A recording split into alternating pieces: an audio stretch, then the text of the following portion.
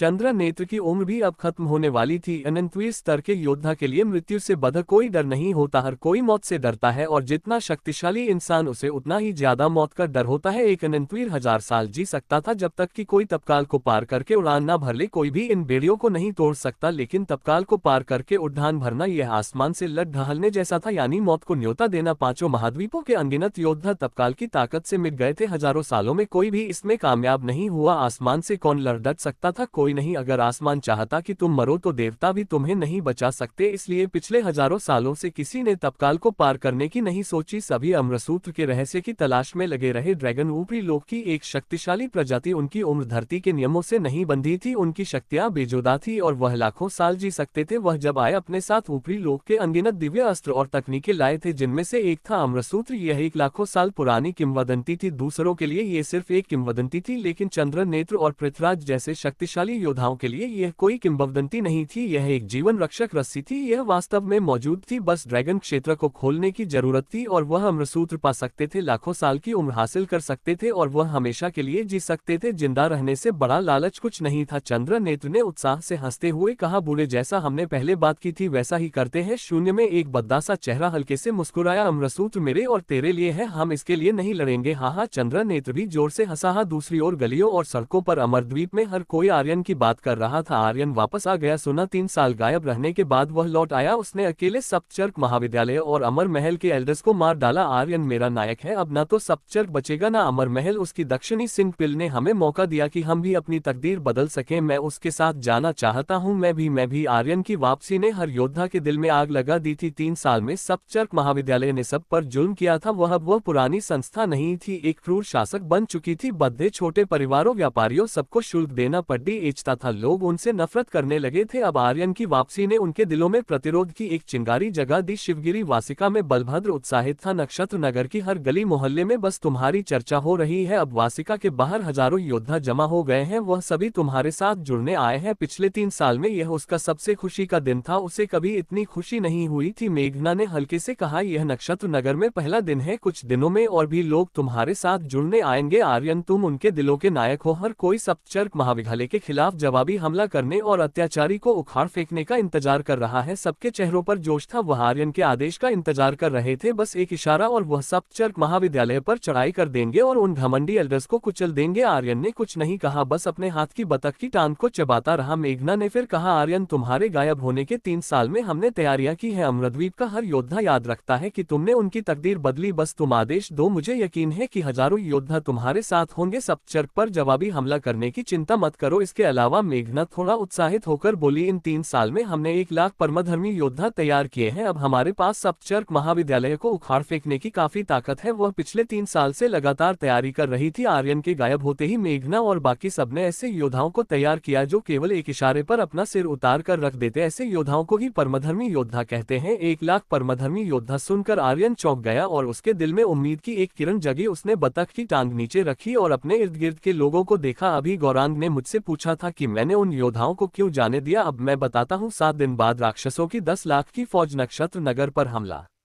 करेगी। यह सुनते ही आंगन में मौजूद हर कोई जैसे जम गया। रुद्रसेन ने कांपती हुई आंखों से कहा, क्या अमर महल और राक्षसों में समझौता की बात नहीं हुई? राक्षसों को अमरद्वीप का वह हिस्सा दे दिया गया जो उन्होंने कब्जा किया था, तो फिर राक्षस दोबारा हमला क्यों करेंगे, और वह भी 10 लाख जैसी विशाल सेना के साथ? सब हैरान थे। क्या उन्हें अमर महल द्वारा धोखा दिया गया था? आर्यन ने ठंडी हंसी हंसते हुए कहा, अमर महल पर भरोसा करने से बेहतर भूतों पर यकीन करो। वह बूढ़ा सर्गेश्वर इतना शक्तिशाली है, अगर वह चाहता तो राक्षसों को 3 साल में इतनी दूर आने का मौका नहीं मिलता। अमरद्वीप में तबाही का यह आलम नहीं होता। एजकांत ने पूछा, तो तुम कह रहे हो कि सर्गेश्वर ने इस सब को बढ़ावा दिया? आर्यन ने आकाश की ओर देखा और बोला, मुझे नहीं पता कि उसने इसे बढ़ावा दिया या नहीं, लेकिन उनकी नजरों में वह भगवान है और हम सिर्फ तुच्छ कीड़े मकोड़े। अगर हम सब मर भी जाए तो उनकी आंखें भी नहीं झपकेंगी। आंसू तो दूर की बात है, जिंदगी घास की तरह थी या शायद उससे भी सस्ती। अगर ऐसा था तो फिर इंसान को खुद को बचाना होगा। भगवान पर भरोसा करना बेकार था, केवल अपने दम पर खून का रास्ता बनाकर हर बाधा को तोड़ना होगा। भगवान कभी भी भरोसेमंद नहीं रहे, इन नकली भगवानों की तो बात ही छोड़ दो। मेघना ने पूछा तो अब तुम क्या करना चाहते हो? आर्यन ने कहा हमारे पास ज्यादा से ज्यादा 7 दिन है, इन 7 दिनों में मैं चाहता हूँ कि तुम सब अपनी सारी शक्तियों को इकट्ठा करो। अगर नक्षत्र नगर की अलग अलग शक्तियों को एक कर लिया जाए तो मुझे यकीन है हम राक्षसी सेना का मुकाबला कर पाएंगे। मेघना की भौहें सिकुड़ गई। नक्षत्र नगर की मौजूदा ताकत का ढांचा बहुत जटिल था, इसे एक करना इतना आसान नहीं था और फिर योद्धाओं की दुनिया में हर कोई अपने बारे में सोचता था। रुद्रसेन ने कहा तुम्हारे गायब होने के 3 साल में नक्षत्र नगर में बहुत कुछ हुआ। स्वर्गसार कुल खत्म हो गया पर कुछ पुराने कुल फिर से उभरे और उन्होंने नक्षत्र नगर में तेजी से अपनी जगह बना ली। अगर तुम चाहते हो कि वह सब एक साथ दुश्मन से लड़े तो मुझे डर है कि यह उतना आसान नहीं होगा। सभी लोगों के दिल अलग अलग थे, कोई भी किसी और की अगुवाई में काम करने को तैयार नहीं होता, खासकर आर्यन की तो बिल्कुल नहीं। आर्यन ने सांस छोड़ी और कहा तो हम अभी कितने लोगों को इकट्ठा कर सकते हैं? मेघना ने कहा हमारे पास अपने 1 लाख परमधर्मी योद्धा हैं। नक्षत्र नगर में तुम्हारे नाम से शायद कुछ योद्धा और जुड़ा जाए, लेकिन मैं यह नहीं कह सकती कि उन योद्धाओं को हम काबू कर पाएंगे और मुझे डर है कि कुछ दूसरी ताकतें बीच में गड़बड़ कर सकती हैं। आर्यन की भौहें सिकुड़ गई। उसने कहा तुम लोग जितना हो सके उतने योद्धाओं को इकट्ठा करने की कोशिश करो। ये जंग अमरद्वीप की जिंदगी और मौत का सवाल है। अमर महल के भरोसे मत रहो, उन्हें हमारे जीने मरने से कुछ फर्क नहीं पड़ता। ठीक है, अब तुम लोग जाओ और तैयारियां करो। आरू, एजकांत चाचा, आप दोनों मेरे साथ चले। 8वें वॉर गॉड का एकीकरण पूरा हो चुका था, अब ये देखना था कि एजकांत 7वां वॉर गॉड है या नहीं। वह तीनों भीतर कक्ष में गए। आर्यन ने आरू को बिठाया और उसके माथे को हल्के से छूते हुए बोला एजकांत चाचा, 3 साल पहले मैंने आपसे वादा किया था कि मैं आरू की आंखें ठीक करूंगा। मैं ये पहले कर सकता था पर मैंने नहीं किया, मुझे माफ कर दो। मेरी वजह से आरू को इन 3 साल तक बिना रोशनी के रहना पड़ा। 14 ड्रैगन पिल, यह एक ऐसी पिल थी जो लगभग हर चीज को ठीक कर सकती थी। जैसे ही आर्यन ने इसे बनाया उसे पता था कि यह आरू की आंखों की रोशनी लौटा सकती है, पर उस वक्त उसके मन में कुछ स्वार्थ था। वह चाहता था कि पहले ओजा वाला मिशन पूरा हो जाए फिर वह इसे देगा। पर तीसरे दिन आर्यन को मृत्यु क्षेत्र में भेज दिया गया। इस बात को लेकर वह हमेशा अपने आप को दोषी मानता था। आरू ने हंसते हुए कहा आर्यन भाई मैं ठीक हूँ। उसी पल सिस्टम की आवाज गूंजी, बधाई हो आर्यन, तुमने 7वें वॉर गॉड ब्लेड मास्टर का मिशन सक्रिय किया है। क्या तुम इसे स्वीकार करना चाहते हो? मिशन ब्लेड मास्टर को अपने वश में करो। पुरस्कार 10 लाख एक्सपी पॉइंट्स, 10,000 अमर ऊर्जा पॉइंट्स, 10,000 शॉप पॉइंट्स और विशेष पुरस्कार। मैंने सही अंदाजा लगाया था, सच में एजकांत ब्लेड मास्टर वॉर गॉड है। आर्यन का दिल उत्साह से भर गया क्योंकि अब तक उसे पक्का यकीन नहीं था कि एजकांत 7वां वॉर गॉड है या नहीं। उसने तुरंत कहा स्वीकार करो। एजकांत 8 वॉर गॉड में से 7वां था, लेकिन उसे 8वें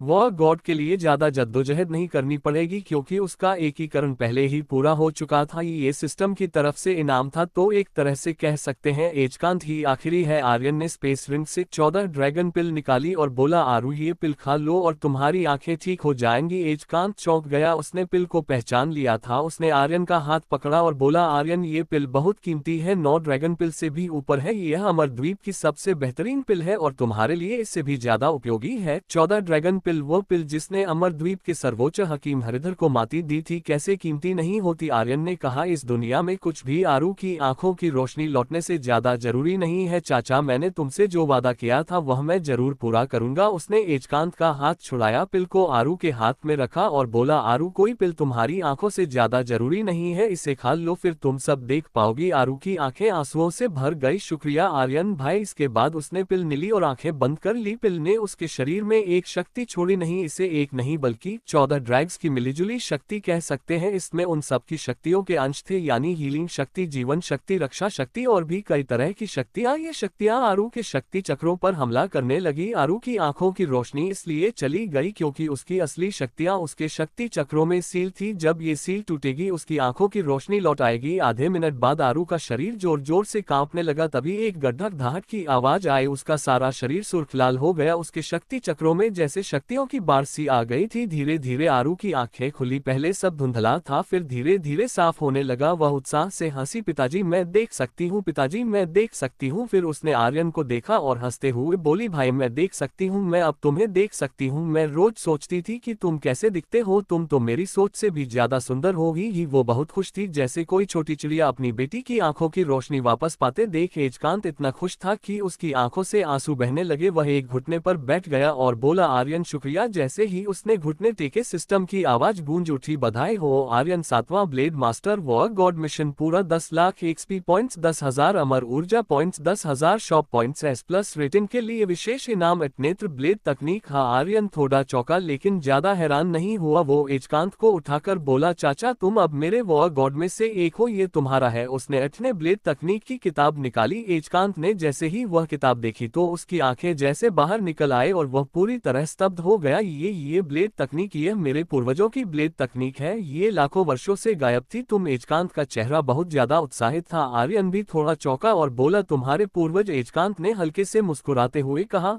मैं खंगार कुल का वंशज हूँ, जो अमृतप में कभी दूसरा सबसे महान कुल था। आर्यन ने प्राचीन कुलों की रैंकिंग सूची देखी थी। खंगार कुल का दूसरा स्थान इसलिए नहीं था कि उनकी ताकत स्वर्गसार कुल से कम थी, बल्कि इसलिए कि खंगार कुल की शक्तियां बहुत रहस्यमय थी। हाँ, उनकी ब्लेड तकनीक बहुत शक्तिशाली थी, मगर इससे भी भयानक थी उनकी अंतर्गामी शक्ति। आर्यन के पूर्वज कृष्णकांत सिंह को छोड़कर कोई भी खंगार कुल का रहस्य नहीं जानता था। खंगार कुल के खून में अंतर्गामी शक्ति थी। यह हजारों मील के दायरे में हर चीज को महसूस कर सकती थी। भविष्य में क्या होगा ये तक जान सकती थी। यह शक्ति सिंह वंश की भविष्यवाणी तकनीक के बराबर थी, और अगर इसे चरम तक ले जाया जाए तो यह उससे भी ज्यादा शक्तिशाली हो सकती थी। यही थी खंगार कुल की खौफनाक ताकत, और यह अंतर्गामी शक्ति सिर्फ खंगार कुल की औरतों को मिलती थी, जबकि पुरुष जन्म से ही ब्लेड शक्ति के साथ पैदा होते थे। 8वें ब्लेड तकनीक खंगार कुल से चली आ रही तकनीक थी। कहा जाता है कि इसे एक आकाशगामी स्तर के योद्धा ने बनाया था। यह वह तकनीक थी जिसके लिए एजकांत दिन रात तरसता था। आर्यन ने जैसे ही उसे यह तकनीक दी, उसने बिना किसी हिचक के अपनी असली पहचान बता दी।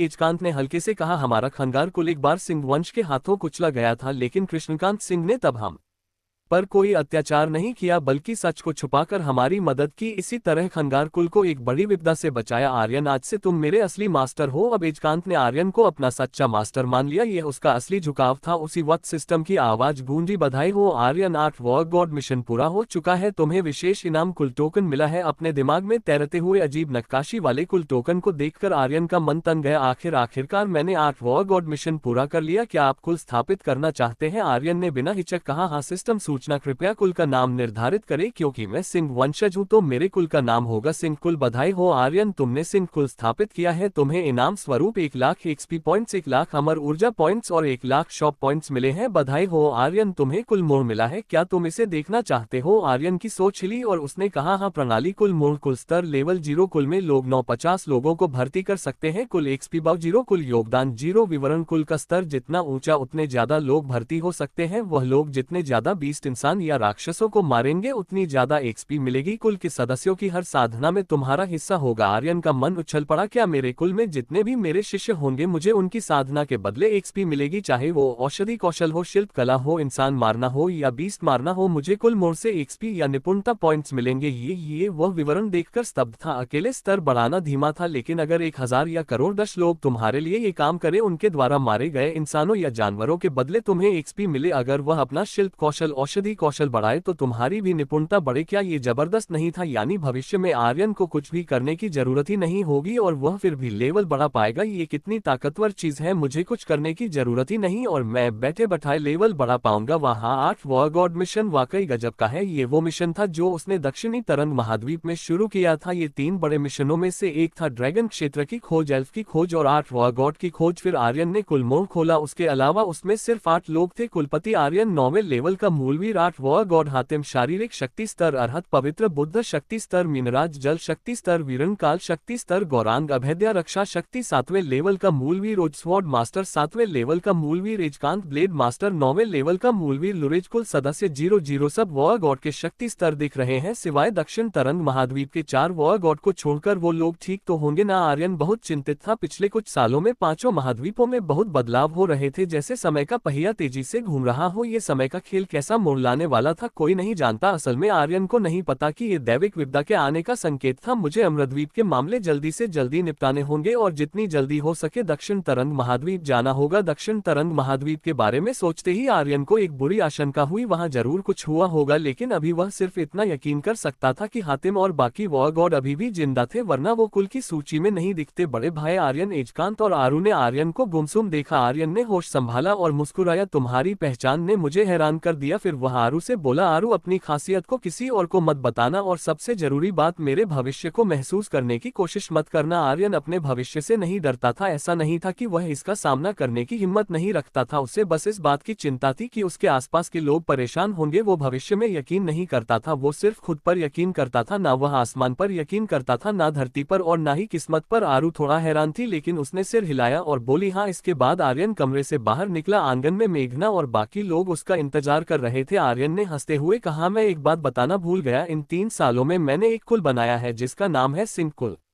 क्या तुम लोग मेरे कुल में शामिल होना चाहते हो? 50 जगहें थी, वह उन सबको शामिल कर सकता था और कुल का लेवल बढ़ाने के लिए आर्यन को उनकी जरूरत थी, उसे सबकी मेहनत की जरूरत थी। आधे घंटे बाद आंगन में मौजूद हर व्यक्ति को शामिल कर लिया गया और 50 लोग इकट्ठा हो गए। उसी वक्त बधाई हो आर्यन, तुम्हारे कुल में 50 लोग पूरे हो गए हैं और तुमने राक्षसी बीस्ट हमला मिशन सक्रिय किया है। सूचना, 3 दिन के भीतर राक्षसी बीस्ट नक्षत्र नगर पर हमला करेंगे, तुम्हें नगर की रक्षा करनी होगी। यदि नगर बर्बाद हुआ तो तुम्हारे सिंह कुल के 50 लोग सिस्टम द्वारा मार दिए जाएंगे। उल्टी गिनती शुरू। सिस्टम की आवाज सुनकर आर्यन हक्का बक्का रह गया। मुझे पता था कि यह सिस्टम इतना अच्छा नहीं हो सकता। सिस्टम, तेरी माँ की, क्या तू मुझे मारने की कोशिश कर रहा है? सबको मार देना ये तो थोड़ा ज्यादा हो गया। गाली देना था, लेकिन राक्षसी बीस्ट का शहर पर हमला आर्यन को उत्साहित कर रहा था। सिंकुल की स्थापना के साथ ही राक्षसी बीस्टों का शहर पर हमला शुरू हो गया। यह आर्यन के लिए जैसे आग में तेल डालने जैसा था। उसने अभी तक राक्षसों की 10 लाख की फौज से निपटने का कोई रास्ता नहीं सोचा था और अब अगर राक्षसी बीस्ट शहर पर हमला करेंगे तो उसे सचमुच जरा भी भरोसा नहीं था कि वह इसका मुकाबला कर पाएगा। अब बस यही उम्मीद कर सकते हैं कि राक्षसी बीस्टों का हमला और राक्षसों की 10 लाख की फौज का हमला नक्षत्र नगर पर एक ही दिन ना हो। आर्यन ने मन ही मन सोचा, फिर उसने सबको देखते हुए कहा, 3 दिन के अंदर सब कुछ तैयार करना होगा। 3 दिन बाद एक बहुत बड़ी जंग होने वाली है। 3 दिन। गौरांग हैरान रह गया। उसने कहा, पर मास्टर तुमने तो 7 दिन की बात की थी, अब ये 3 दिन कैसे हो गया? सबने आर्यन की ओर देखा, हर कोई हैरान और परेशान था क्योंकि वक्त और भी कम हो चुका था। आर्यन ने लंबी सांस छोड़ी और बोला, 3 दिन में राक्षसी बीस्ट शहर पर हमला करेंगे, 7 दिन में राक्षसों की फौज आएगी, यानी हमें 2 हमलों का सामना करना है। ये जिंदगी और मौत की जंग है। मैं उम्मीद करता हूँ कि आप सब अपनी पूरी ताकत झोंक देंगे। ये सचमुच जिंदगी और मौत का सवाल था। अगर राक्षसी बीस्टों का हमला नहीं रोका गया तो आर्यन के सिंह कुल के सारे शिष्य सिस्टम द्वारा मार दिए जाएंगे और अगर वह भी मर गया तो भी यही होगा। और अगर राक्षसी बीस्टों का हमला रोक भी लिया लेकिन राक्षसों की फौज ने उन्हें हरा दिया तो भी शायद वह जिंदा न बच पाए। राक्षसी बीस्ट शहर पर हमला करेंगे। सब हैरान थे। तभी आरू का शरीर कांपने लगा और उसकी आवाज भी थरथराने लगी। इतने सारे राक्षसी बीस्ट आसमान को ढक रहे हैं, धरती को ढक रहे हैं। आर्यन भाई, वो उनमें से कुछ तो नरक से आए हैं, बहुत ताकतवर है, बहुत ताकतवर। उसने आसमान को ढकते हुए राक्षसी बीस्टों को देखा, आसमान को खून से लाल होते देखा, अनगिनत लोगों को बुरी तरह मरते देखा और उसने ये भी देखा कि राक्षसी बीस्टों की फौज के पीछे राक्षसों की 10 लाख की फौज लालची नजरों से उनकी ओर देख रही थी। आरू का शरीर और ज्यादा कांपने लगा। उसने डरते हुए एजकांत को गले लगाया और बोली, पिताजी मुझे डर लग रहा है। आर्यन भाई, हम इसे नहीं झेल पाएंगे, क्या हम हार मान ले? उसने आने वाला भविष्य देख लिया था, उसके पास अंतर्गामी शक्ति थी। जो उसने अभी देखा उससे वह बहुत डर गई थी। एजकांत ने अपनी बेटी को कसकर गले लगाया और आर्यन की ओर देखा। आर्यन ने अपनी मुट्ठियां कस ली और बोला, वह सही कह रही है, शायद हम सब यहाँ मर जाएं। हमें जिन राक्षसी बीस्टों का सामना करना है वह बहुत ताकतवर है और उनके बाद राक्षसों की 10 लाख की फौज है। अभी 3 दिन बाकी है, आपके पास चुनने का मौका है। मैं तुम्हें दोष नहीं दूंगा, जिंदगी एक ही होती है, कोई अपनी जिंदगी को मजाक में नहीं लेता। आर्यन को यह हक नहीं था कि वह उनसे उनकी जिंदगी उसे सौंपने को कहे। लोग सचमुच मर सकते थे। गौरांग जोर से चिल्लाया, मास्टर तुम हमें कुछ कम आंक रहे हो, है ना? एक जिंदगी ही तो है, किसके पास 2 हैं? मैं तो मरते दम तक लड़ूंगा, मैं भी मरते दम तक लड़ूंगा। रुद्रसेन ने कहा, मरते दम तक, मरते दम तक। आंगन में मौजूद हर शख्स ने एक साथ कहा। सबकी आंखों में दृढ़ संकल्प था क्योंकि आर्यन ने उन्हें एकजुट किया था, क्योंकि आर्यन की वजह से वह इतने शक्तिशाली बने थे और क्योंकि आर्यन की वजह से उन्हें लगा कि उनकी जिंदगी का कोई मतलब है। आर्यन के लिए ये लड़ाई वह आर्यन के लिए लड़ेंगे। आर्यन के दिल में चुपके से कृतज्ञता भरी। ऐसे साथियों का साथ पाना बहुत बड़ी बात थी। 3 दिन हमारे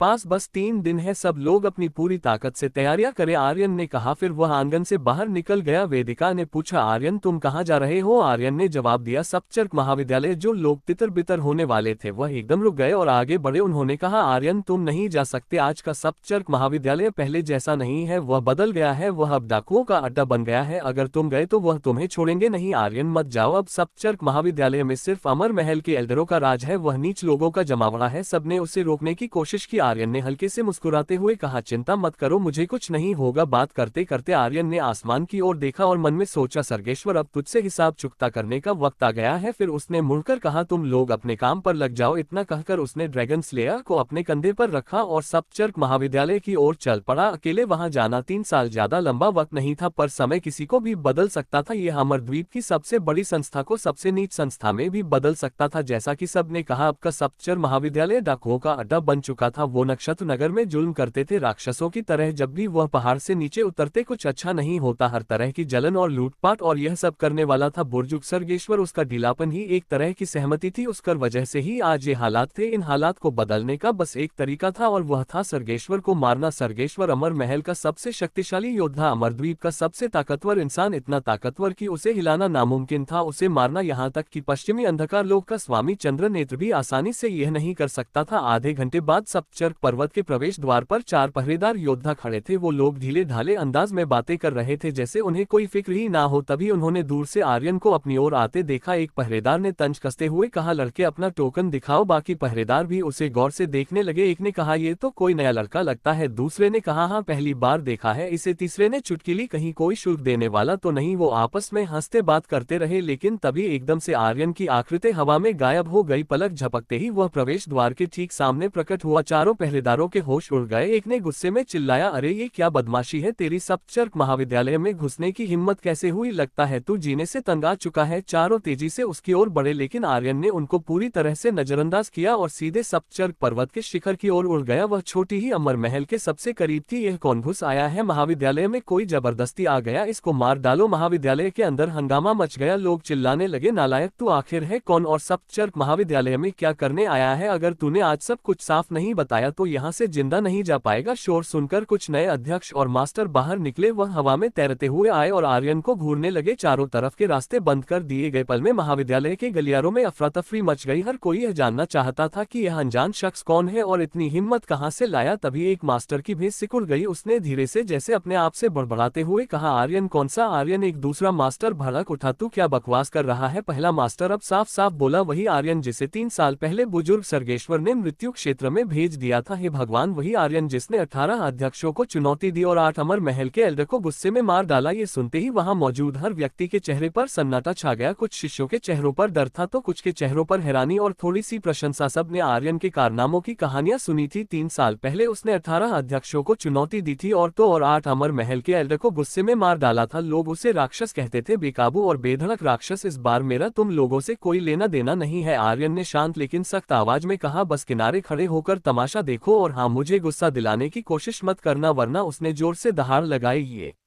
दहाड़ इतनी जबरदस्त थी कि आसमान में बिजली कड़क उठी। आवाज इतनी तेज थी कि हजारों मील तक गूंज गई। पर्वत की चट्टानें हिलने लगी और पास के पेड़ों की पत्तियां हवा में उड़ने लगी। उसी वक्त नक्षत्र नगर में हर कोई सहम गया। लोग डर के मारे ऊपर आसमान की ओर देखने लगे। मेघना जो उस वक्त आंगन में थी का चेहरा एकदम सफेद पड़ गया। आर्यन वो सर्गेश्वर से हिसाब चुकाने जा रहा। उसकी आवाज में डर और हैरानी थी। यह क्या पागलपन है? गौरांग ने गुस्से में अपने हाथ की चीजें फेंक दी और बाहर की ओर दौड़ा। उसे 3 साल पहले का वह खौफनाक मंजर याद आ गया। वह किसी भी कीमत पर ऐसा दोबारा नहीं होने देना चाहता था। सबको लगा कि आर्यन शायद अमर महल के कुछ एल्डरों से बदला लेने गया है, लेकिन किसी ने नहीं सोचा था कि असल में उसका निशाना सर्गेश्वर है। वही सर्गेश्वर जिसने 3 साल पहले उन्हें गायब कर दिया था। 3 साल पहले भी सर्गेश्वर इतना शक्तिशाली था कि उनमें से कोई हिल तक नहीं सका था। भले ही अब उन्होंने अपनी शक्तियां कई गुना बढ़ा ली हो, फिर भी सर्गेश्वर के सामने वह कुछ नहीं थे। सर्गेश्वर की ताकत की कोई सीमा नहीं थी। वह उसकी ताकत का अंदाजा भी नहीं लगा सकते थे। ऐसे में वह उसका मुकाबला कैसे करेंगे? https://pocket and 1 link METS mar 1 CX0 CX2